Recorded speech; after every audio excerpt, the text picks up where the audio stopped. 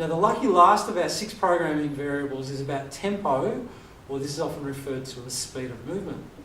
And again, when I was doing a lot of the critiquing of instructors in previous roles, it would always amaze me how few instructors would tell people the speed that they'd actually like them to look at, to move the weight at.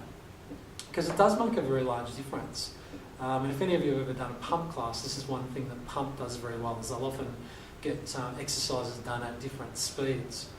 An example that I'll often use in terms of 2 ends of the spectrum that just illustrates how important it is to let people know speed would be if we look at a humble push-up.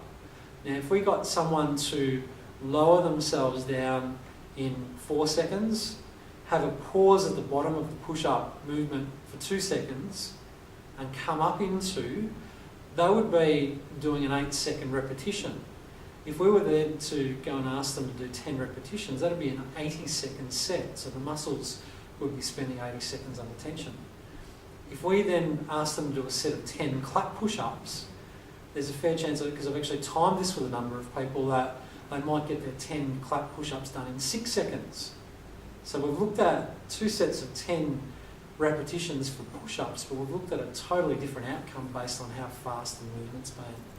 Okay, so it's a real variable that you have at your disposal, particularly if you don't have a lot of equipment, or if you're an outdoor trainer. Changing around the tempos that people do their activities at can really have an effect, or a positive effect on what you're doing there.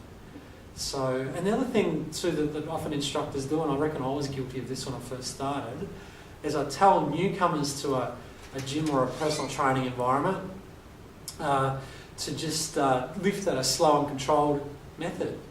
Now, the great bulk of people would have no idea what slow and controlled actually looks like, especially when they see the big guy over in the corner there lifting at 1,000,000 miles an hour. They may have the perception that that's slow and controlled. So I'd never get so anal that I'd get a stopwatch out and time people, but giving people a reference frame in terms of how many seconds for the concentric and eccentric phase can get them lifting a lot closer to the slow and controlled tempo that often you're instructing.